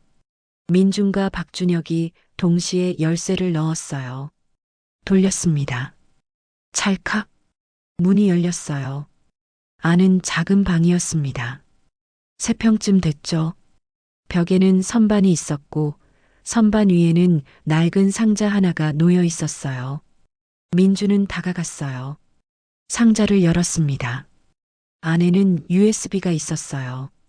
그리고 노트 한 권이요. 아버지 필체로 빼곡히 적혀 있었죠. 이수진이 노트를 펼쳤어요. 읽기 시작했습니다. 2019년 3월 15일. 오늘 박선미를 만났다. 그녀는 5년 전 폭발사고로 죽은 박재훈 과장의 딸이었다. 복수하러 왔다고 했다. 처음엔 믿지 않았다. 하지만 그녀가 보여준 자료를 보고 알았다. 그녀는 진짜였다. 5년 동안 준비했다고 했다. 신성그룹에 침투하기 위해. 민준의 손이 떨렸어요. 박선미는 희생자 유가족이었던 거예요? 노트를 계속 읽었습니다. 박선미는 계획을 말해줬다. 신성그룹 회장과 부회장을 모두 무너뜨리겠다고. 증거를 모아서 세상에 폭로하겠다고. 나는 협력하기로 했다. 재훈이가 내 친구였으니까. 그의 딸을 돕는 게 내 의무였다. 박준혁이 중얼거렸어요. 박재훈, 그 사람 알아요. 안전관리 책임자였어요. 폭발사고 때 제일 먼저 달려갔다가 말이 끊겼어요. 이수진이 계속 읽었어요. 2021년 7월, 박선미가 장 실장에게 접근했다. 그의 비서가 됐다. 이제 회사 내부 정보를 빼낼 수 있다. 하지만 위험하다. 장 실장은 회장보다 더 위험한 사람이다. 모든 더러운 일을 처리하는 사람이니까. 2023년 1월, 박선미가 나한테 청혼했다. 아니, 가짜 결혼을 제안했다. 감시를 피하려면 가족이 돼야 한다고. 망설였지만 동의했다. 민준이한테 미안하다. 하지만 이건 더 큰 정의를 위한 거다. 민준은 눈물이 났어요. 아버지는 알고 있었던 거예요. 전부요.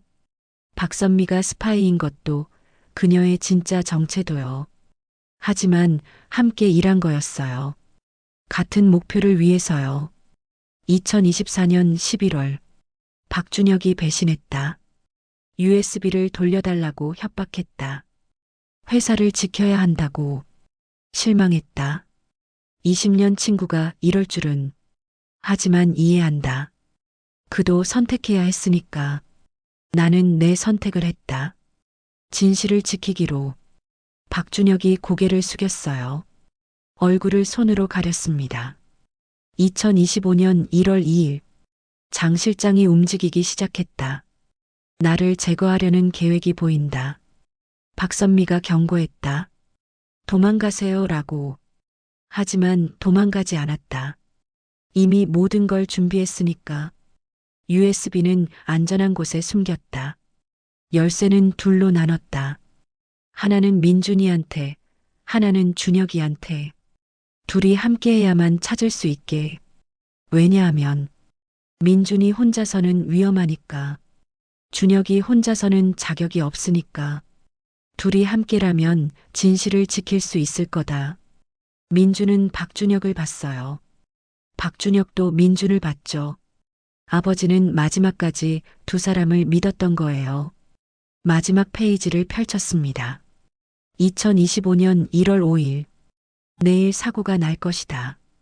박선미가 알려줬다. 장 실장의 계획이라고. 도망갈 수 있다. 하지만 도망가지 않는다. 왜냐하면 내가 죽어야 계획이 완성되니까. 내 죽음이 증거가 된다. 살인이라는 증거가. 그리고 민준이가 움직일 것이다.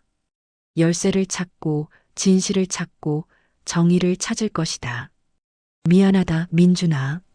아빠가 너한테 이런 짐을 남겨서. 하지만 아빠는 믿는다. 내가 옳은 일을 할 거라고. 사랑한다, 아들. 아빠가. 노트가 거기서 끝났어요. 민준은 주저앉았어요. 눈물이 멈추지 않았습니다. 아버지는 자기 죽음을 알고 있었던 거예요. 도망갈 수도 있었는데 선택한 거였죠. 죽는 걸요. 왜요? 진실을 지키기 위해서요. 이수진이 USB를 집어들었어요. 이걸 봐야 해요. 노트북을 꺼냈습니다. USB를 꽂았어요. 파일이 열렸습니다. 영상이 재생됐어요. 2020년 1월 14일 신성화학 2공장. 회의실 장면이었어요. 신동철 회장, 장 실장, 그리고 몇 명의 임원들이 앉아 있었죠. 안전 점검 결과가 나왔습니다. 보일러 시스템 교체가 필요합니다. 한 임원이 보고했어요. 신동철이 물었죠. 비용이 얼마나 들어? 12억 원입니다. 안 돼. 너무 많아. 다음 분기로 미뤄. 하지만 회장님 위험합니다. 폭발할 수도. 괜찮아. 조심하면 돼. 어차피 몇 달만 버티면 되잖아. 장 실장이 말했어요. CCTV 기록은 제가 관리하겠습니다. 혹시 모를 사고에 대비해서요. 신동철이 웃었어요. 역시 자네야. 장 실장. 영상이 끊겼어요. 다음 영상이 재생됐습니다. 2020년 3월 15일 신성화학 이공장. 폭발 직후 장면이었어요. 불길이 치솟고 사람들이 비명을 질렀죠. 카메라가 흔들렸어요. 누군가 뛰어가는 모습이었습니다. 재훈아, 재훈아. 강태식의 목소리였어요. 무너진 건물 잔해 속에서 한 남자가 보였어요. 피를 흘리고 있었죠. 태식아, 살려줘. 딸이. 선미가. 박재훈이었어요. 이수진의 아버지 옆에 누워있던 그 사람이요. 괜찮아, 괜찮아.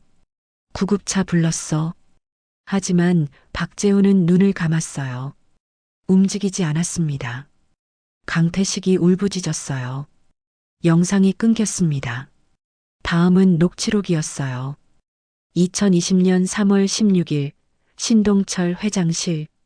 장 실장, CCTV는 다 지웠습니다. 사고 전 2시간 분량이요. 좋아. 보고서는 작업자 실수로 작성했습니다. 박재훈 과장이 안전수칙 위반했다고요. 완벽하네. 보상금은 유가족한테 5천만 원씩 제시했습니다. 충분해. 입맞기엔 웃음소리가 들렸어요. 민주는 주먹을 쥐었어요. 손톱이 손바닥을 파고들었습니다. 이게 진실이었어요. 5년 전 사고는 예고된 재난이었어요. 회사가 돈 아끼려고 안전을 무시한 거였죠. 그리고 은폐했어요. 증거를 지우고 희생자를 모욕하고 책임을 회피했던 거예요. 박준혁이 말했어요. 이게 전부예요? 아니요. 이수진이 다른 폴더를 열었어요. 박선미의 계획. 문서가 나타났습니다. 1단계 신성그룹 침투 완료. 장 실장 비서로 입사. 강태식 반장과 협력. 증거 수집. 2단계 강태식 반장 사고 유도 완료. 회사가 살인을 저지르게 만들기. 산재 사고 위장. 강민준에게 열쇠 전달. 3단계 강민준 유도 진행 중. 폐공장으로 유인. 열쇠의 비밀 알려주기. 주주총회 폭로 준비. 4단계 박준혁 전향 완료. 죄책감 이용. 주주총회 고백 유도. 여론 조성. 5단계 진짜 증거 공개 오늘. 을지로 지하역으로 유도. USB 발견. 모든 진실 폭로. 6단계 최종 심판. 신동철 장 실장 구속. 신성그룹 해체. 희생자 명예 회복. 민주는 숨이 멎었어요. 모든 게 계획이었던 거예요. 아버지 죽음도요? 박선미가 계획한 거였어요. 처음부터요. 이게 무슨. 그때 뒤에서 박수 소리가 들렸어요. 짝짝짝. 세 사람이 돌아봤어요. 문 앞에 한 여자가 서 있었습니다. 박선미였어요. 검은 코트를 입고 있었어요. 머리를 뒤로 넘긴 채 웃고 있었죠. 다 찾았네요. 축하해요, 강민준 씨. 민주는 일어섰어요. 당신이. 네. 저예요. 모든 걸 계획한 사람이요. 박선미가 안으로 들어왔어요. 뒤에는 장 실장이 서 있었습니다. 그리고 양복 입은 남자들이요. 민주는 뒤로 물러섰어요. 왜요? 왜 아빠를 죽였어요? 박선미의 미소가 사라졌어요. 죽인 게 아니에요. 희생하신 거예요. 무슨 소리예요? 강태식 반장님은 동의하셨어요. 이 계획에요. 자기가 죽어야 신성그룹을 무너뜨릴 수 있다는 걸 아셨죠. 민주는 믿을 수 없었어요. 아빠가 동의했다고요? 박선미가 핸드폰을 꺼냈어요. 녹음 파일을 재생했습니다. 강태식의 목소리가 흘러나왔어요. 선미 씨, 내가 죽으면 민준이가 움직일 거예요. 그 애는 정의로운 아이니까요. 열쇠를 찾고 진실을 찾고 결국 여기까지 올 거예요. 그때 모든 걸 폭로하세요. 내 죽음이 헛되지 않게요. 민준의 다리에서 힘이 빠졌어요. 아버지는 정말로 동의했던 거예요. 자기 죽음을요. 박선미가 말했어요. 강 반장님은 영웅이에요. 진짜 영웅이죠. 자기 목숨 바쳐서 진실을 지킨 사람이에요. 그럼 당신은 왜 지금 장 실장이랑 같이 있어요? 박선미가 장 실장을 봤어요. 장 실장이 웃었어요. 오해하셨네요, 강민준 씨. 전 박선미 씨 편이에요. 처음부터요. 세상이 무너졌어요. 장 실장도 같은 편이었다고요? 5년 전 사고 때 제 동생이 죽었어요. 전 복수하려고 회장 밑에 들어갔죠. 박선미 씨랑 같은 이유로요. 모든 퍼즐이 맞춰졌어요. 박선미, 장 실장, 강태식, 그리고 이수진의 아버지까지요. 전부 5년 전 사고 희생자 가족이었던 거예요. 복수가 아니었어요. 정이었던 거죠. 박선미가 USB를 집어들었어요. 이제 끝이에요. 이걸로 신동철을 영원히 감옥에 보낼 거예요. 그럼 주주총회는 연극이었어요. 신동철을 방심하게 만들려고요. 증거가 별로 없네 하고 안심하게요. 진짜 증거는 여기 있으니까요. 박준혁이 물었어요. 전 어떻게 되는 거죠? 박선미가 그를 봤어요. 당신은 선택하세요.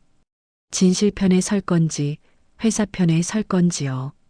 박준혁은 망설이지 않았어요. 진실이요. 태식형을 배신한 걸 평생 후회했어요. 이젠 바로잡을 거예요. 박선미가 고개를 끄덕였어요. 좋아요. 그럼 함께 끝냅시다. 신성그룹의 거짓을요. 민주는 아버지 노트를 알았어요. 이제 알았어요. 모든 걸요. 아버지는 영웅이었어요. 비겁한 게 아니었죠. 가장 용감한 선택을 한 거였어요. 목숨을 바쳐서라도 진실을 지키기로요. 민준도 선택했어요. 아버지처럼 살기로요. 정의를 위해 싸우기로요. 일주일 후 서울은 난리였어요. 신성그룹 본사 앞에는 기자들이 바글거렸고 검찰청 앞에는 시민들이 모여 있었죠. 플래카드를 들고 있었어요. 진실을 밝혀라, 희생자를 기억하라고 적힌 것들이었습니다. 민주는 TV 뉴스를 봤어요. 작은 원룸이었지만 창문으로 햇살이 들어왔죠. 따뜻했어요. 신동철 전 회장, 살인교사 및 증거인멸 혐의로 구속. 장 실장 등 임원 7명도 함께 기소. 5년 전 폭발사고, 예견된 인재였다. 앵커가 말했어요.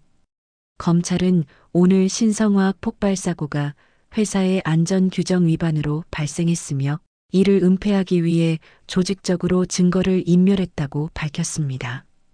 화면이 바뀌었어요. 법정 앞 계단에서 박준혁이 마이크 앞에 섰습니다. 저는 20년 전 친구를 배신했습니다. 강태식 반장님을요. 회사를 지킨다는 명분으로 친구를 버렸죠. 박준혁의 목소리가 떨렸어요. 하지만 이제는 바로잡겠습니다. 신성그룹 부회장직을 사임하고 희생자 유가족 지원 재단을 설립하겠습니다. 제 전 재산을 기부하겠습니다. 카메라 플래시가 터졌어요. 민주는 화면을 끄지 않았어요. 계속 봤습니다. 박준혁은 진심이었어요. 속죄하려는 거였죠. 평생 걸쳐서요. 전화가 울렸어요. 이수진이었습니다. 민준 씨 봤어요? 박준혁 기자회견요. 네, 지금 보고 있어요. 오늘 오후에 병원 올 수 있어요? 아버지가 민준 씨 보고 싶대요. 그럼요. 갈게요. 전화를 끊었어요. 민준은 책상 위를 봤습니다. 아버지 노트가 놓여 있었어요. 매일 읽었거든요. 아버지 목소리를 듣고 싶어서요. 오후 2시 민준은 병원에 도착했어요. 이수진의 아버지 박재훈 씨가 입원한 곳이었죠. 병실 문을 열었어요. 이수진이 침대 옆에 앉아 있었습니다.